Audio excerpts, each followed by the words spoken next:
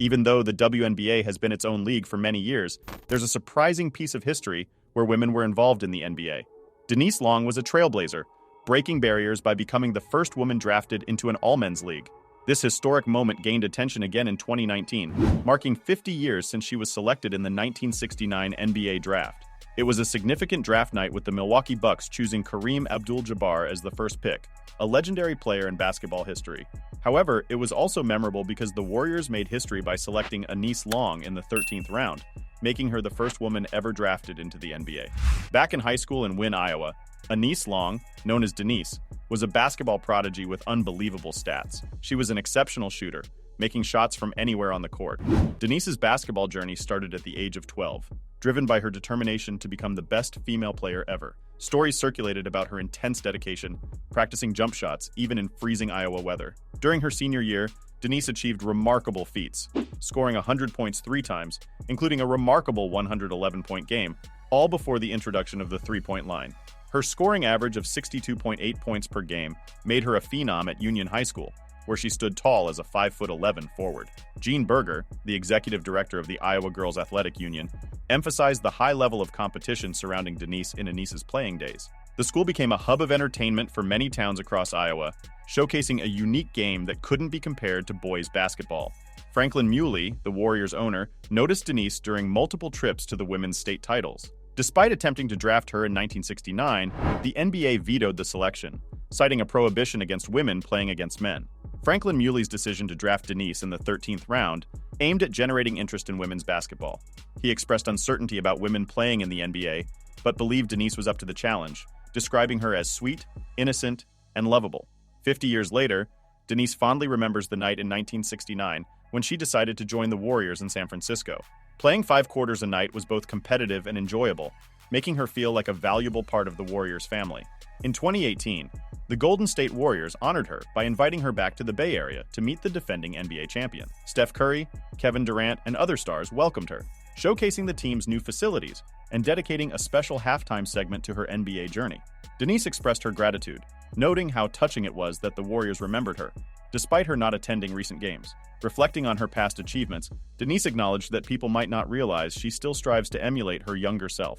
She recognizes the significance of her basketball journey, feeling a sense of accomplishment that goes beyond academic pursuits like physical therapy or biology.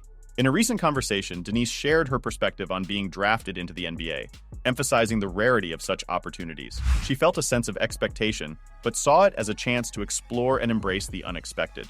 Looking back, she admitted feeling overwhelmed by her achievements on the basketball court and acknowledged the uniqueness of her NBA draft experience. After appearing on The Tonight Show, something changed for her. It was as if a powerful force drew her towards joining a more competitive league. Despite knowing that the enjoyment she felt in high school playing basketball couldn't be replicated, she still decided to give it a shot. She was aware that her time on the court wouldn't be as long-lasting. Her motivation wasn't solely about the game, it was also about her friendship with Franklin Muley. Interestingly, Franklin had another woman, Lucia Harris, selected in the NBA draft. This event marked a significant shift, nearly a decade after Denise Long was drafted in 1969, making more women realize that playing in the NBA could indeed be a reality. Lucia Harris became a trailblazer for women in basketball. Hailing from Minter City, Mississippi, she was born into a family of vegetable farmers, being the 10th of 11 children and the 4th of 5 daughters. Basketball ran in her family, with all her brothers and one older sister, Jane, playing the sport.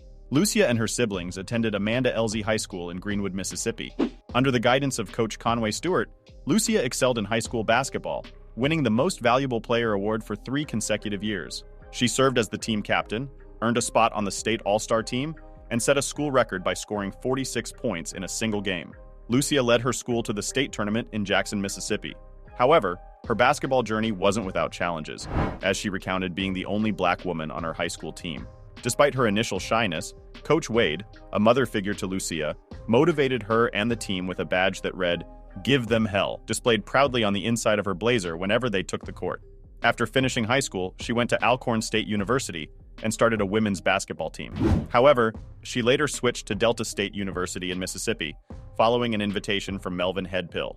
In her first college season, the team had a 16-2 record, but they couldn't make it to the national tournament. The next year, things changed. The Lady Statesmen, her team at Delta State, made it to the national tournament in Virginia. In the final, they faced Immaculata University, a dominant team that had won the last 3 championships. Despite the tough competition, Harris played a key role, scoring 32 points and grabbing 16 rebounds in a 92-81 victory.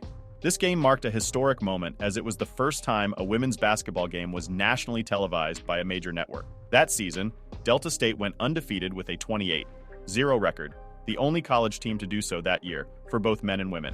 Harris was instrumental, earning the title of the most valuable player in the national tournament, scoring 138 points and grabbing 63 rebounds in 4 games. Her skills also earned her a spot on the United States national team in the FIBA World Championship in Colombia and the Pan American Games in Mexico City in 1975. Although the team finished 8th in the FIBA World Championship, they secured a gold medal in the Pan American Games. The following year, Harris represented the United States in the 1976 Summer Olympics in Montreal, marking the first women's basketball tournament in Olympic history. She joined forces with teammates from the Pan American Games, including Nancy Lieberman, Ann Myers, and Pat Head. In the very first game against Japan, Harris made history by scoring the initial points ever in a women's Olympic basketball tournament. The United States team had 3 victories but faced 2 losses against Japan and the Soviet Union. The Soviet Union, however, remained unbeaten and secured the gold medal, while the United States settled for the silver. Lucia shared her thoughts on winning the silver medal, expressing, "It was an honor to play on such a distinguished team, especially since women's basketball was included in the Olympics for the first time. Although we gave it our all, we faced the more experienced Soviet Union team, which had been together longer than we had."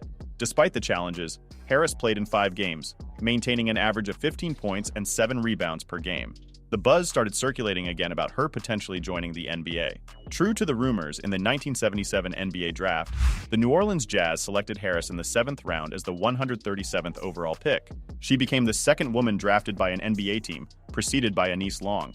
However, unlike the previous situation, the league didn't let the Warriors make that choice with Long. Lucia Harris made history by being the first and only woman officially drafted to the NBA. Surprisingly, Harris wasn't interested in playing in the NBA and turned down the tryout for the Jazz. It later came to light that she was pregnant at the time, preventing her from attending the Jazz training camp. Despite this, her selection ahead of 33 male players added another chapter to her historic journey. She was later inducted into the Basketball Hall of Fame, an achievement that left her astonished during the ceremony. Reflecting on the moment, she shared, "When they called, I said, 'What Hall of Fame? What are you talking about?' It took a while to sink in that it was the Hall of Fame.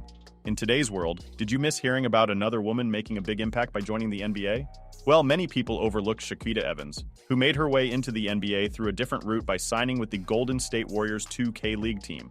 This league, born in February 2017, has gained popularity in the gaming community, even capturing the attention of NBA players who support its official 2K League teams. Getting into the 2K Leagues isn't easy. First, you need to be at least 18 years old and a skilled player with a decent following. Then, you must prove your abilities by achieving a good win percentage and impressive stats. Finally, you have to apply and be accepted. The 2K League drafts around 200 players per session, and not everyone makes the cut, making being selected by a team even more special. Shaquita was determined to make it. When the opportunity arose, she said, "I told myself I wanted to be involved because I wanted to give it a try." Living in Chicago, she shared her ambition with her mother in Louisville, Kentucky, asking for support. Shaquita worked hard, dedicating her days off from her 9-to-5 job at Foot Locker to practice on her PS4 from morning till midnight, with breaks only for meals. Even on workdays, she continued practicing after her job. Her commitment and effort eventually paid off, as she successfully entered the exciting world of the 2K League. Shaquita, who developed a passion for playing 2K while on a semi-pro basketball team, credits her real-life coaching experiences for shaping her approach to the game. Drawing from lessons learned from her AAU coach, she emphasizes a strategic and team-oriented style of play in 2K. Rather than forcing plays, she adapts to the defense and prioritizes winning over personal scoring achievements. However, Shaquita's journey in the gaming community wasn't without challenges. In 2018, she encountered gender bias during her initial attempts to join the 2K scene. When using voice communication, she faced skepticism and often found herself sidelined during games, as if her skills were being dismissed because of her gender. Frustrated, she briefly gave up on her gaming aspirations, marking it as a rare instance of quitting something she loved. NBA Commissioner Adam Silver recognizes the importance of gender diversity in the 2K League and the broader gaming community. While he supports female inclusion, he acknowledges a larger issue within the gaming community that either discourages or fails to attract women. He points to the need for addressing this problem to create a more inclusive space for female gamers. As the 2019 2K League draft approached, Shakita aimed not only to be part of the event, but to secure a spot in the league. Despite facing obstacles, including a study by ESPN highlighting gender-based challenges in the gaming community, Shakita persevered, showcasing her determination to break through barriers and be recognized for her gaming skills. Shakita shared her experience, explaining that not many players like to talk on the microphone while gaming. She enjoys communicating with her teammates during the game, calling out, I'm open, but sometimes faces challenges as others realize she's a girl and ignore her. Despite this, Shakita finds motivation in inspiring other women who quote her and express how she encourages them not to give up. Leading up to the draft, nervousness filled her, but her dreams came true when the Warriors selected her in the 4th round of the 2019 2K League draft. Grateful for the opportunity, she expressed her blessings and credited the chance to the Most High. Shakita's journey into gaming started as a way to stay connected to basketball after a significant leg injury. Despite being advised by doctors to stop playing, her determination persisted. Her mom, Eva, highlighted Shakita's passion for the game and her attempts to trick doctors into allowing her to play, especially since she was excited about joining the Warriors. Growing up, Shakita considered herself a shooter, inspired by her favorite player, Steph Curry. She even dreams of having a real-life shooting competition with him. In the end, she playfully asks, "Yo, fan, what are you doing right now?" and encourages viewers to subscribe to her channel for more exciting content. So if you enjoy gaming stories and want to stay connected with Shakita's journey, don't forget to hit that subscribe button for more updates.